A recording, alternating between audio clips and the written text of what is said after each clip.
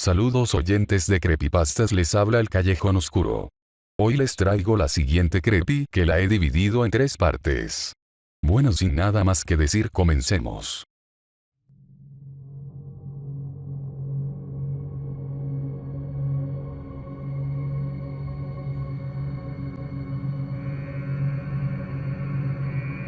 El pueblo de Saluzar, Arizona, existía en su propio mundo, y a sus habitantes les complacía que fuese así.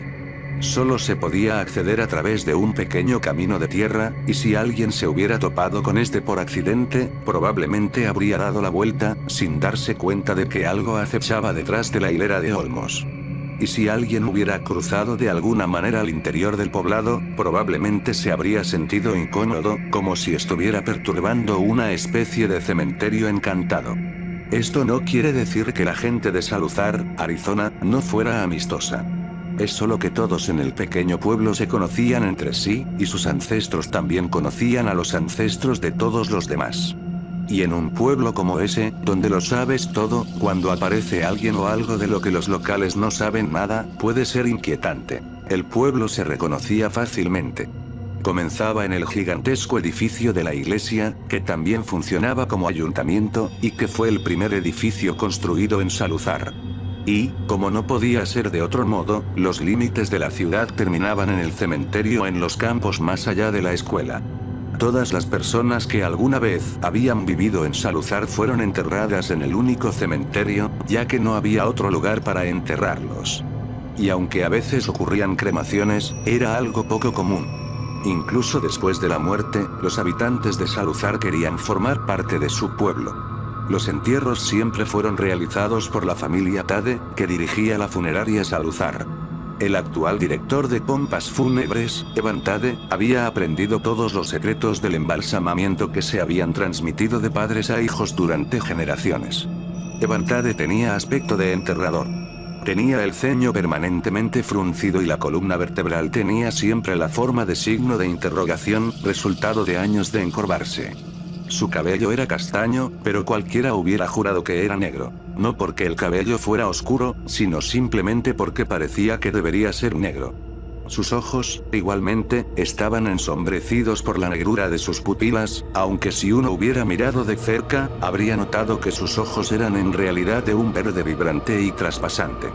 Entre los deberes de Evan como empresario de pompas fúnebres del pueblo estaba el de realizar las autopsias de los muertos, ya que el pueblo no contaba con un agente funerario autorizado, pero Evan nunca había sido entrenado en esa práctica. Avergonzado, Evan nunca se lo había dicho a nadie, por lo que la causa de la muerte siempre figuraba como causas naturales. Pero, independientemente de la habilidad que le haya faltado para realizar autopsias, Evan lo compensaba en términos de embalsamamiento. Evan Tade era un verdadero maestro de la conservación. Los Tade eran artistas, y su lienzo eran los muertos. Entre la iglesia y el cementerio, había una variedad de casas pequeñas y suficientes tiendas para mantener ocupada a la gente. Mildred Snipes, que ahora tiene 82 años, tenía un negocio de ropa que dirigía en su pequeña casa de campo, la misma casa en la que había crecido cuando era niña. Mildred, a pesar de varios derrames cerebrales y una buena dosis de artritis, había logrado mantener su buen aspecto. Envejeció como lo haría alguien con sabiduría, no como alguien que se había dado por vencido. Una costurera talentosa, Mildred había pasado desde los 16 años cosiendo ropa para la gente del pueblo. Ya sean calcetines, sombreros, camisas, vestidos, cualquier cosa que alguien necesitara, acudían a Mildred y ella se los hacía. Su prenda favorita para hacer eran los trajes. Hay algo en la confección de los trajes que animaba a Mildred. Se sentía viva al hacerlos. Las líneas suaves de las juntas de la tela a medida que recorren la chaqueta o del pantalón, la nítida formación del cuello. Su padre había sido fabricante de botones, por lo que cada traje tenía un juego personalizado diferente. Algunos eran de metal, otros de madera, otros de hueso. Como había estudiado violín de niña, era la única miembro del pueblo que sabía leer partituras musicales y, por lo tanto, había sido elegida organista del pueblo todos los domingos. Cuando no estaba jugando, miraba a todas las personas en sus bancos, admirando su trabajo en cada uno de los trajes que usaban los domingos. La iglesia era lo más parecido a un ayuntamiento. A pesar del entorno íntimo de Saluzar, esas sesiones dominicales de la iglesia eran las únicas veces que se reunía todo el pueblo. Aunque la mayoría de los miembros del pueblo eran religiosos, incluso aquellos que no se consideraban así iban semanalmente, en un intento de cumplir con sus obligaciones sociales con el pueblo. Desde hacía 2 años, el padre Todd Lugier era el único sacerdote del pueblo. Y aunque servir solo a un pueblo entero de feligreses parece una tarea abrumadora, el padre Lugier no había dado un sermón en los últimos 10 meses. Logró esto a través de un programa en el que invitaba a los miembros del pueblo a ser lo que él llamó como sacerdotes invitados. Fue un intento de hacer de la iglesia, según sus palabras, una experiencia más interactiva y enriquecedora. Sin embargo, algunos de las generaciones más antiguas, como la vieja Mildred, sintió que el padre Lugier simplemente estaba eludiendo sus deberes sacerdotales y añoró los días del predecesor de Lugier, quien había seguido fielmente todas las reglas parroquiales al pie de la letra. Pero, los sermones del sacerdote invitado, al menos sirvieron para realzar ese sentimiento social que la iglesia parecía brindar a la gente de Saluzar. En estos días, puede ser ordenado en un instante. En estas cosas que llaman computadoras. ¿Por qué no se puede permitir que la gente común dé sermones también? Pensó el padre Lugier un domingo por la mañana, mientras dormía durante el apasionado discurso de Egan Am. La única persona en Saluzar que nunca asistió a los servicios dominicales fue Martín Glinser. Desde el momento en que Martín se presentó el primer día de jardín de infantes con gafas de aviador, lo habían catalogado como el niño raro. Tal vez debido a esa etiqueta, el genio aparente de Martín fue ignorado. A la edad de 7 años, había construido planos para crear una bicicleta que pudiera volar. A los 10 años, había desarrollado un cultivo de hongos único y, hasta donde él sabía, era algo que nadie más había descubierto. Y cuando tenía 12 años, había creado un repelente de ciervos eficaz y no tóxico para que la gente lo rociara en sus jardines. Pero incluso si alguien hubiera reconocido la brillantez que poseía Martín Glinser, habría recibido la misma respuesta. Niño, eres de Saluzar, Arizona. Y nadie de Saluzar, Arizona, nunca va a ninguna parte ni hace nada. Como tal, los días en los que Martín debería haber estado en el instituto, los pasó reclutado en un pequeño armario de escobas, al que se refería como su laboratorio. A principios de sus 20 sus cabellos se habían vuelto grises, un rasgo que heredó de su padre, y se sentía tan defraudado por este hecho, que había permitido que su pelo se estropeara por completo. Nunca se peinaba, había pasado el punto de ser rebelde, y ahora estaba permanentemente enmarañado en el lugar. Las gafas de aviador que usaba en su juventud ahora habían sido reemplazadas por gafas gruesas. Eran mucho más gruesas de lo que realmente necesitaba, pero le gustaba la sensación del peso adicional que proporcionaban los lentes, por lo que usó los anteojos demasiado grandes durante algún tiempo hasta que se acostumbró. Había renegado completamente de Dios, por lo que consideró innecesaria la iglesia. Entonces, a pesar de la clara impresión que inevitablemente dejó en aquellos que conoció, no había nadie en el pueblo a quien él considerara un amigo. La única persona que Martín había llegado a conocer bien últimamente era Evan Tade, el solitario enterrador.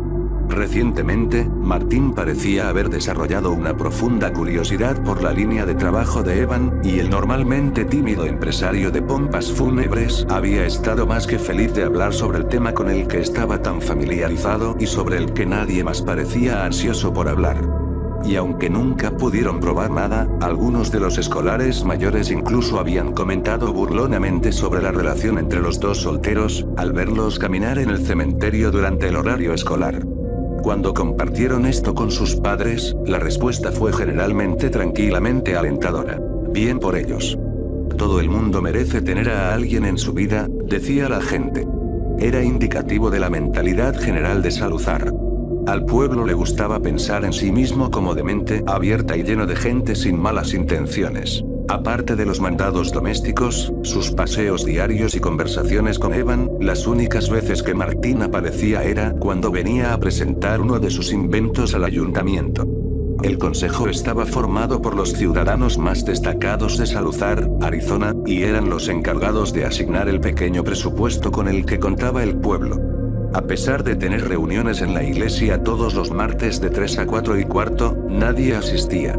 La única vez que el consejo tuvo algo que hacer en las reuniones fue cuando Martín tuvo un invento, con la esperanza de obtener fondos para producirlo en masa.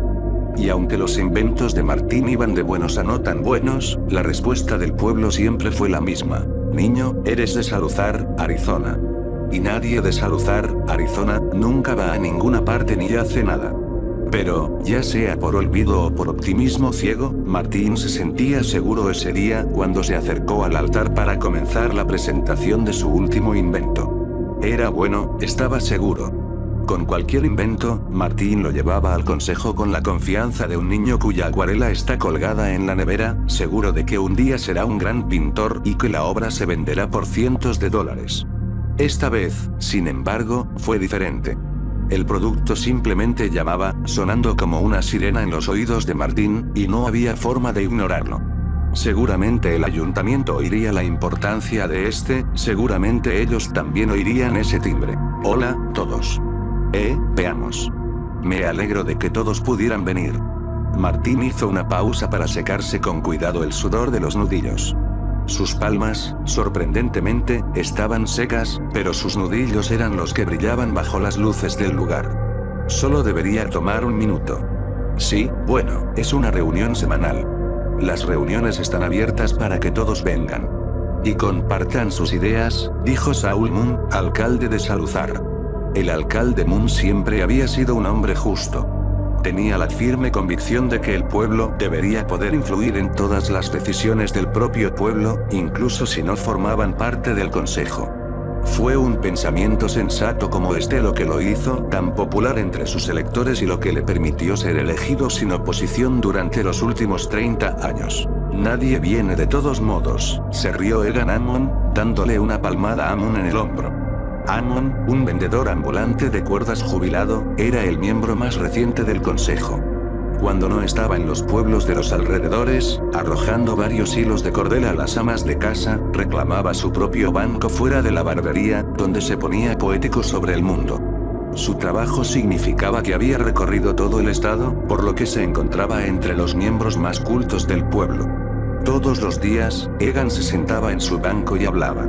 Incluso si no había nadie para escuchar, su voz lo acompañaba, recitando e inventando proverbios y mantras con los que viviría la próxima semana.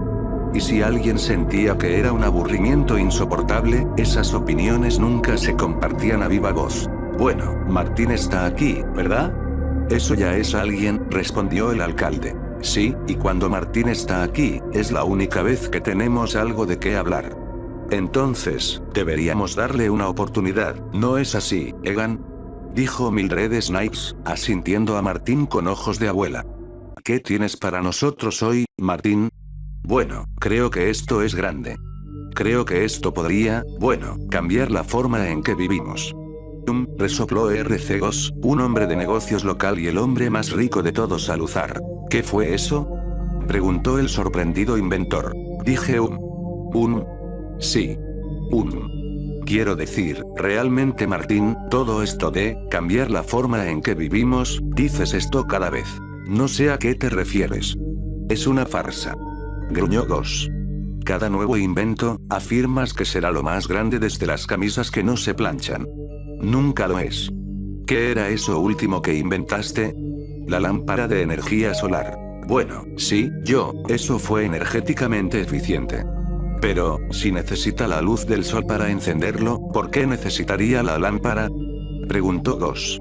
El hombre corpulento miró la hora de su reloj de bolsillo y, una vez más, soltó un sonoro Sé que eres un hombre ocupado, RC, pero no veo el daño en dejarlo hablar, dijo el padre Luger.